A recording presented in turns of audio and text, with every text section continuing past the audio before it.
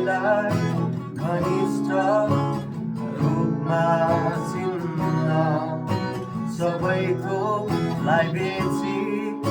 त्यो मोती किन्न यो जीवन दिन म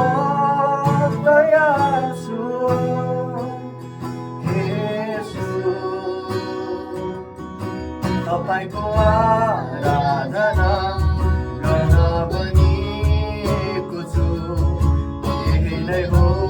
जीवनको अर्थ मेरो तपाईलाई महिमाबाट भनी जन्मिएको छु तपाईको